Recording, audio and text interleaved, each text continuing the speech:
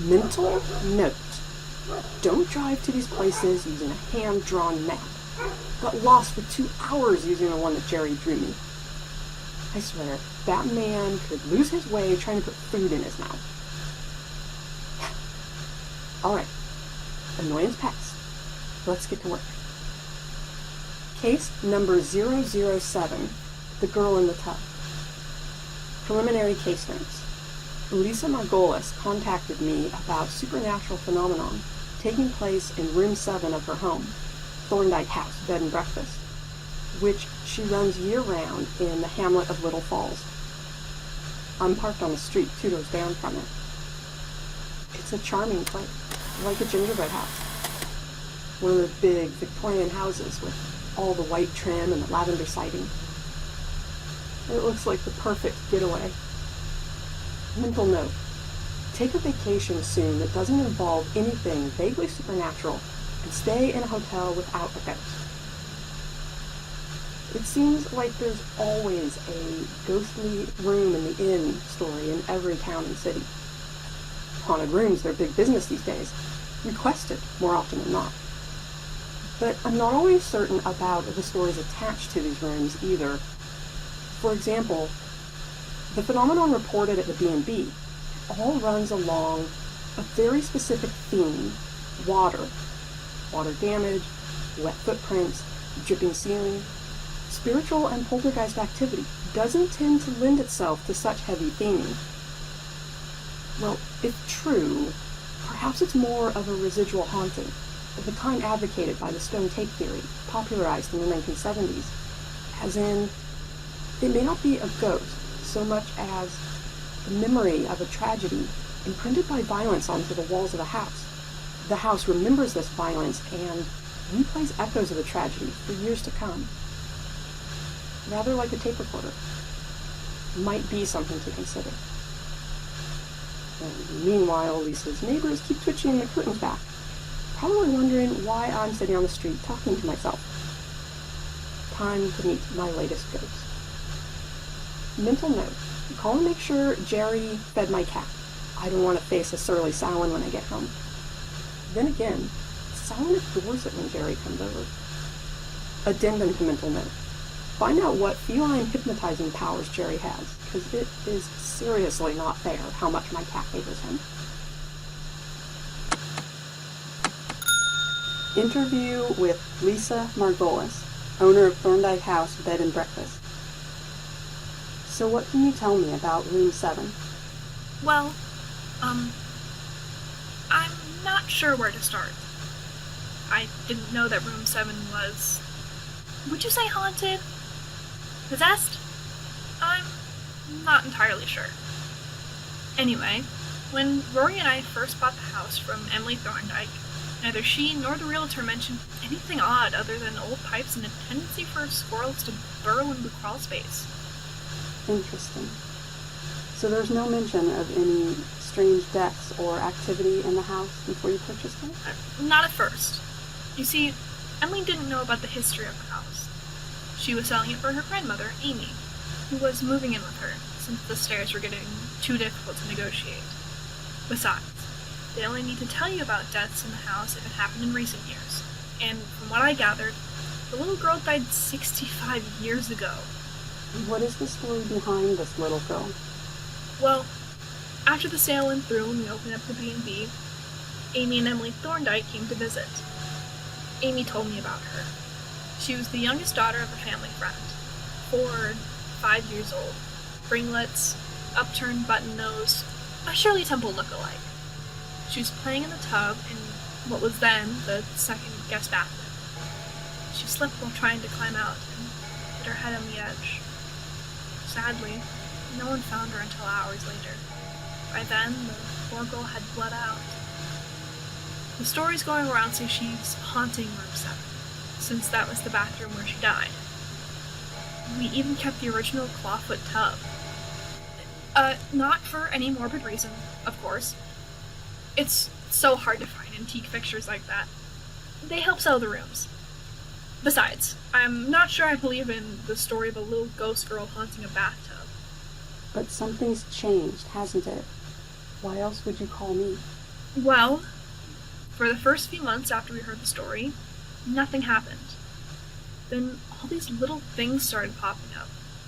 First was the strong smell of lavender soap. I don't use anything too strong in the guest rooms, but room 7 reeks of lavender sometimes, and only room 7. The rest of the house is fine. Then there's the dripping water. When standing in the bathroom, guests have felt water drip from the ceiling. Cold, smelly water. But when they look around, there's no puddle or anything. And when they touch their skin after they feel the drips, it's dry. I can't explain that. Sometimes, guests have seen little wet footprints on the ceiling over the tub. And there's always water damage my husband has to keep fixing. Even after we replace the drywall and repaint, the water keeps coming back. And there's something more. Something that made me call you. Guests are getting sick. Sick? In room 7. Nausea, mainly. The bathroom is making them feel unwell. Once they leave room 7, they recover quickly. It's starting to make people feel uncomfortable.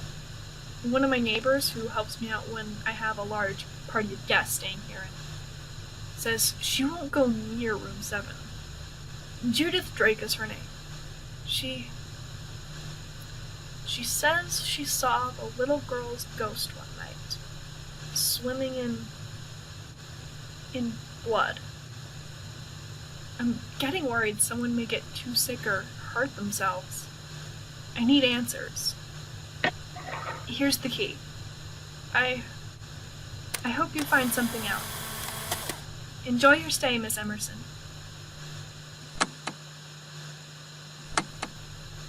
Room 7. I have to say, it's a very charming room. The blue and cream striped wallpaper, cream painted wainscoting trim, a shell-shaped upholstered headboard at the head of the king-size bed, original plain floor. Kind of a water theme to this room, oddly enough. Seascapes on the walls, shell motifs carved into the armoire, everything in shades of blues and greens. I'm not feeling anything strange in here at the moment. I'm not smelling any lavender. I'm wondering if that's a good thing or a bad thing. The activity usually happens at night, so it'll be interesting to see what readings I get. So, I see you finally got here, Miss Emerson. Oh, hello. You must be Rory Margolis. Yes, sorry about running late. Let's just say, don't take directions from a reporter who regularly gets lost driving to work. Your wife, Lisa, was very hospitable. Thank you for letting me stay here. Have you found anything? Not yet. Ghosts usually work the graveyard shift.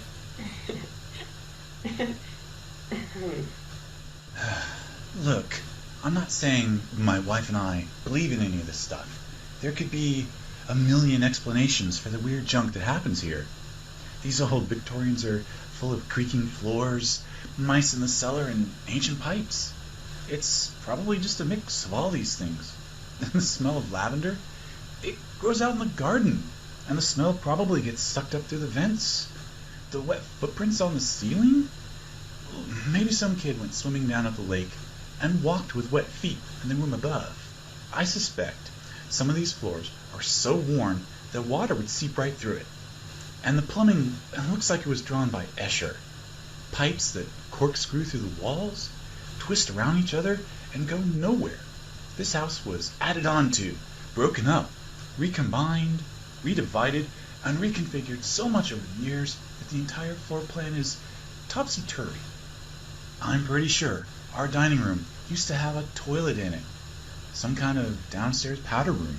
They just took out the toilet, sealed up the pipe, and covered it with flooring. It'll take me years to untangle our plumbing. The ghostly water dripping from the ceiling is most likely just a leak. Once I track it down, all this ghost nonsense will disappear. End of story. And yet, there have been stories about people getting sick in this room, and not to mention the story Judith Drake tells. There could be 1,000,001 explanations for those. Getting sick could be anything from unconsciously smelling one of those old pipes backing up, to eating the shrimp at the diner on the interstate. As for Judith, well, once you talk to her, you'll see why I don't take her ghost story very seriously. Look, I'll be working in the crawl space, so if you hear any scrabbling in the walls, try not to rip them open hunting for a so-called spirit. This house is enough of a financial sinkhole without more damage added to it. I see I'm going to be a welcome guest here. Mental note. Hide this tape until tonight. I have a feeling certain people won't like the fact that I accidentally left my tape recorder running.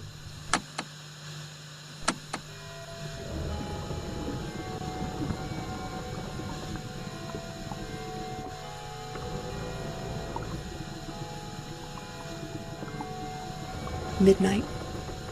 Still no sign of the girl in the tub. It's a bit early for most hauntings anyway. EMF reader is showing very few fluctuations. Temperature readings are consistent. A normal night so far. Except for the creaking floors and settling timbers and clanking pipes of an old Victorian home, it's almost peaceful. Not every day I get to conduct an investigation while waiting on a toilet. But this business will take us in weird directions. The bathroom is in relatively good shape. An ocean of white tile and new chrome fixtures. The bathtub is quite a marvel. A huge, claw-footed, spotless tub you might see a princess luxuriating in. Those high sides would be dangerous if they got too slippery. I crawled on the floor, looking very graceful, I'm sure, and saw a few holes and cracks in the tile and the baseboards. Probably from all the renovations over the years, and Rory trying to repair everything. But they could explain any suspicious drafts people feel. Most of the damage is tastefully covered with antique furnishings, courtesy of Lisa, I suspect. Well, now I wait and watch.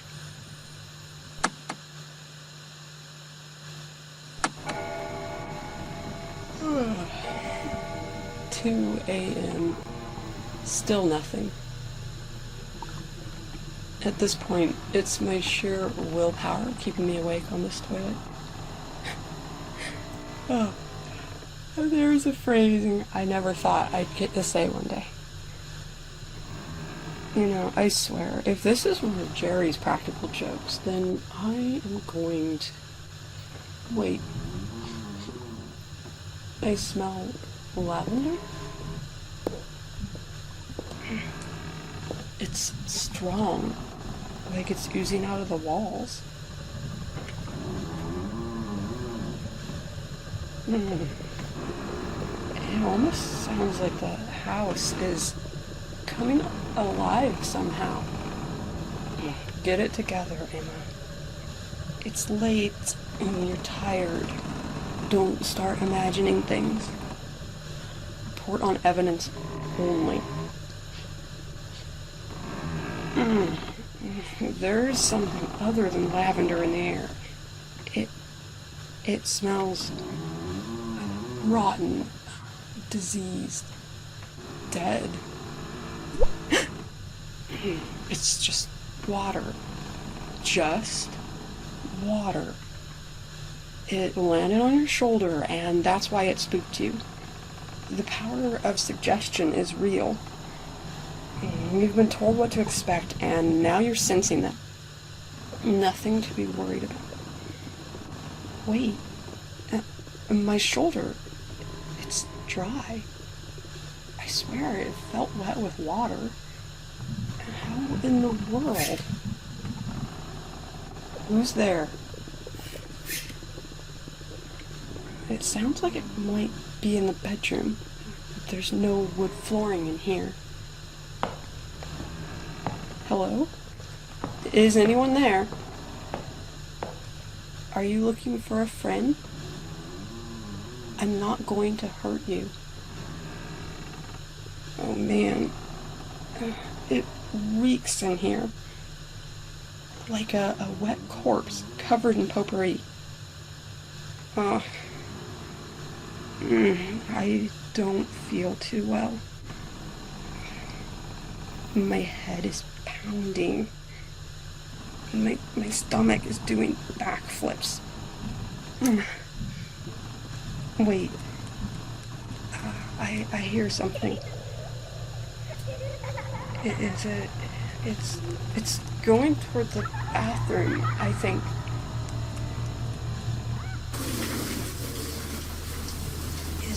Is she filling the tub? Come on, feet. Move. Not so fast. The world is spinning.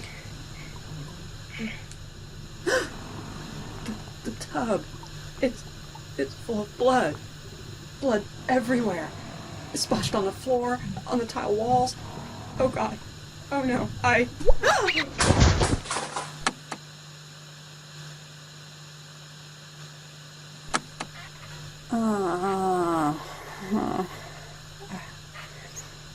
feel like a zombie this morning. So much for a peaceful night.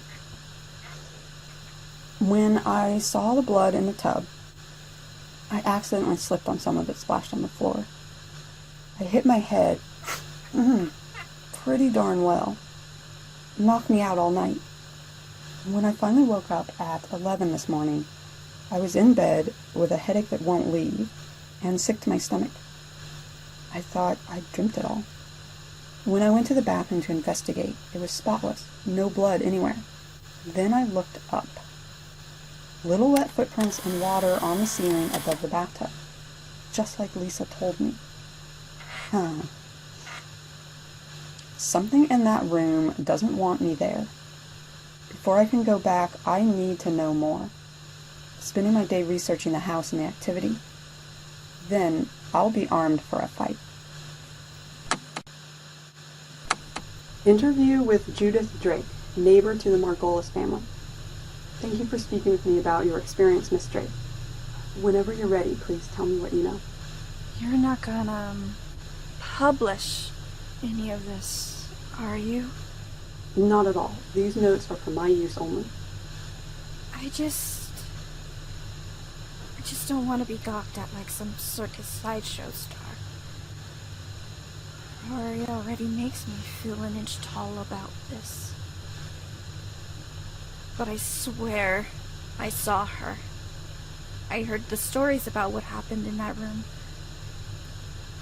Late one night, I was helping Lisa because she had a huge party show up who needed more rooms than expected, and none of those extra rooms were ready. I was changing the sheets in room 7 when I smelled lavender.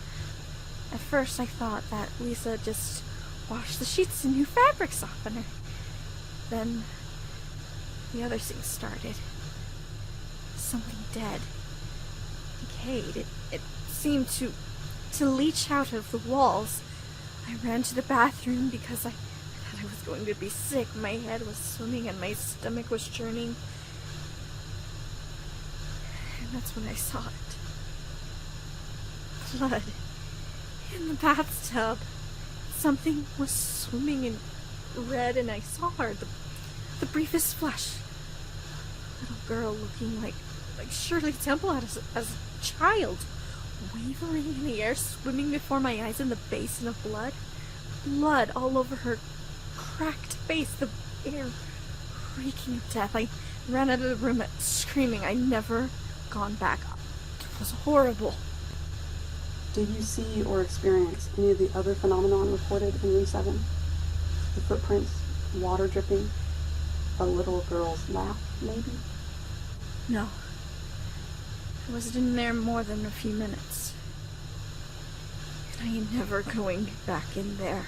If you know what's good for you, you'd stay away from room 7. Wish Lisa would lock it up for good. Seal off the door with drywall like they did with unwanted rooms back then. Something wants us to stay out. And I think we should listen to it. Found some interesting details in the newspaper archives and city records I wanted to record for my case notes. The little girl's death was a true story, although details have changed over time, as they usually do. Her name was Sally Simmons, the youngest daughter of a Thorndike family friend. She didn't slip in the tub, though. That might have been one of the mutations to the story as it became a family ghost story. They found her downstairs. She had been standing on the toilet to get something out of the medicine cabinet, slipped and hit her head on the marble vanity top. Died when she was 4 years old. Just awful. Poor thing. Time and distance turned her tragedy into the story of the girl in the tub. But I found something interesting. Not long after Sally's passing, it seemed there was a jewel robbery at Thorndike House. An old headline reads, "Millicent Thorndike's pearls purloined." No one uses the word purloined enough nowadays. Anyway, it seemed the thieves broke into the house through the crawl space. Intriguing. Because of all the dividing and recombining of Thorndike House, there's actually a sizable passage between the inner and outer walls. Well, police said they found a sealed-off room, really no bigger than a closet, in this passageway. They surmised the thieves crawled up through the crawl space under the house, waited in the walls until the coast was clear, and then climbed up to the attic through this space, where they could enter the house through the attic stairs. They went out the way they came in. Quite adventurous for a robbery, like something out of Poe or Doyle. The girl in the tub left me a little warning. When I got back to the B&B, Lisa met me at the door. She looked terrified. She said she'd gone in to clean and saw what the ghost did. She left it for me to see for myself. Blood in the tub again. I felt something drip on my shoulder and looked up. Little bloody footprints on the ceiling over the tub, leading from the shower head to the vent. A serious warning. The ghost wants me out of room 7 this instant, or else. Too bad I have to be one of those guests that stays too long. 2 a.m. This time, I'm loaded with caffeine from my thermos of coffee that I brought. No falling asleep on the job. I'm going to be entering the house through the crawl space like the thieves did. I have a hunch.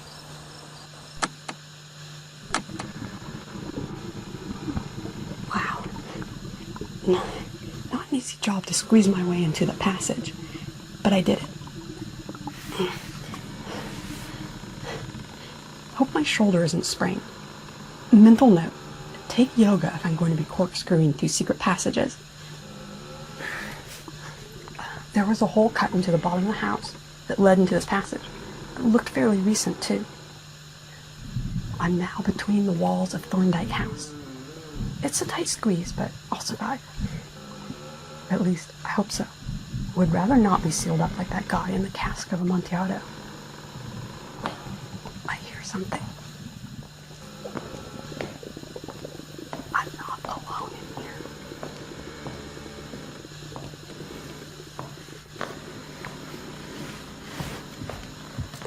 Rory Margolis wasn't kidding about these pipes. It's a jungle of plumbing in here. Like if someone used crazy straws for pipes.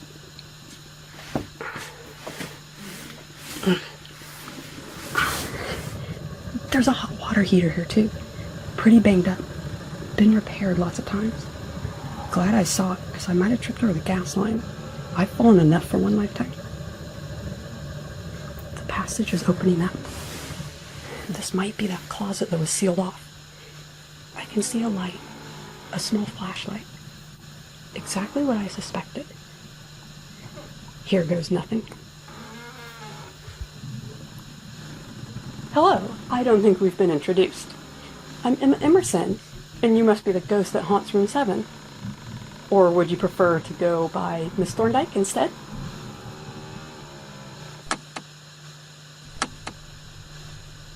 Okay, finally got everything wrapped up so I can close out my case notes. Emily Thorndike was the one behind the ghost in room 7 at Thorndike House Bed and Breakfast. It seems weird to think she would break into her grandmother's old home after just selling it, but she was looking for buried treasure, you could say.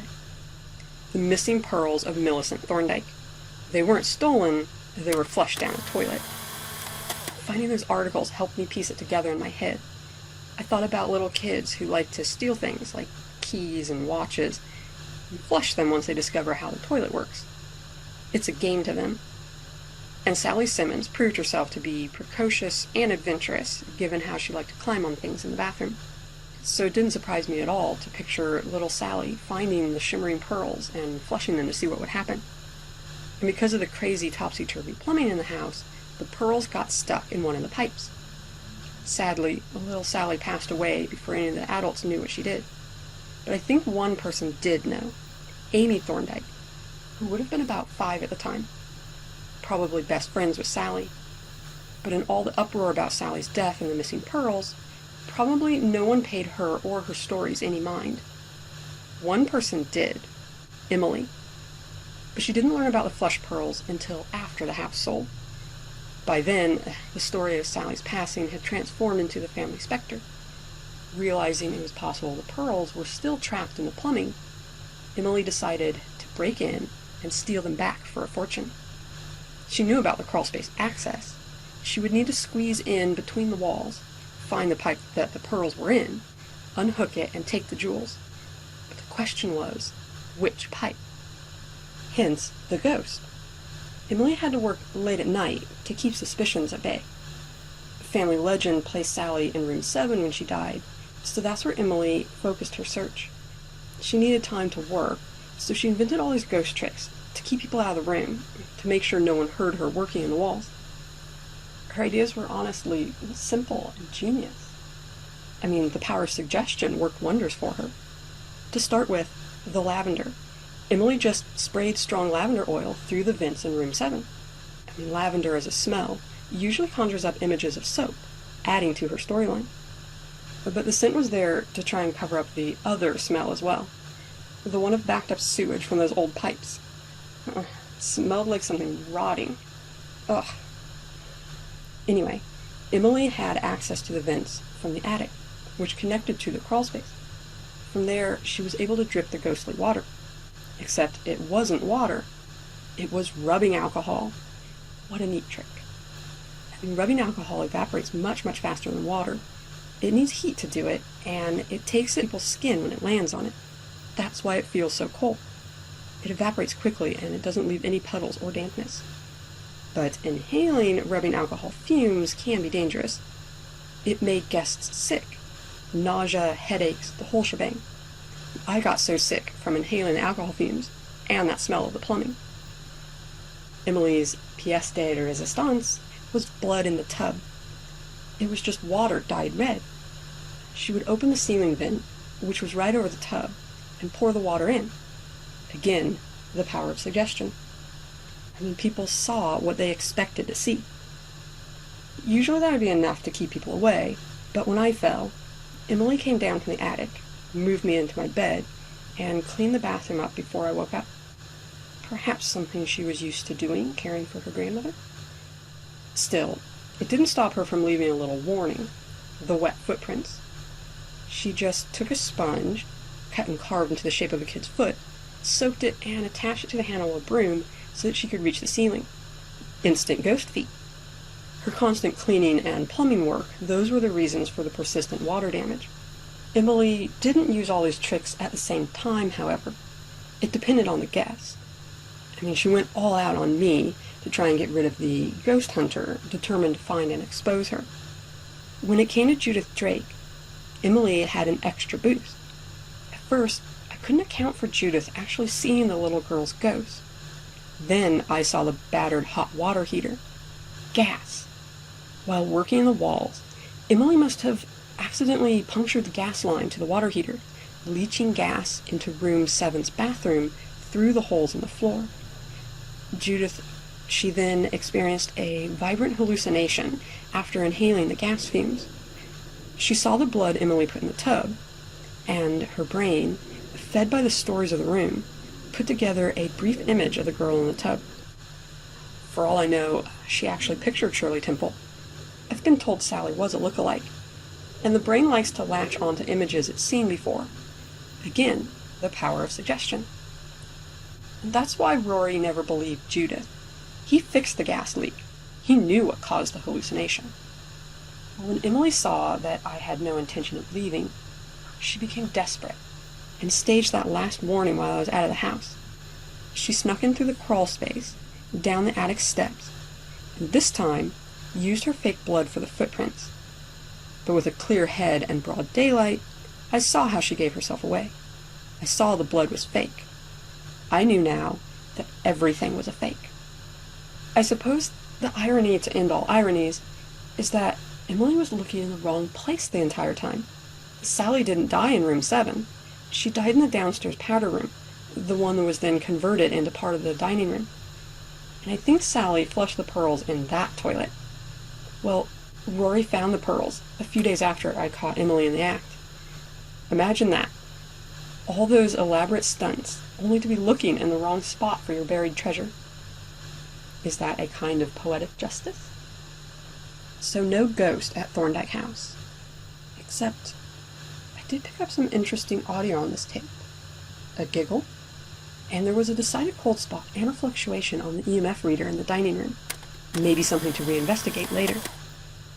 Case number 007, closed. Results, non-paranormal activity with promising auxiliary evidence. Mental note, Jerry is buying me dinner for this. After getting sick and crawling through those old pipes, I think he owes me for sending me on this adventure. I'm thinking filet mignon and lobster tails. Sorry, Jerry.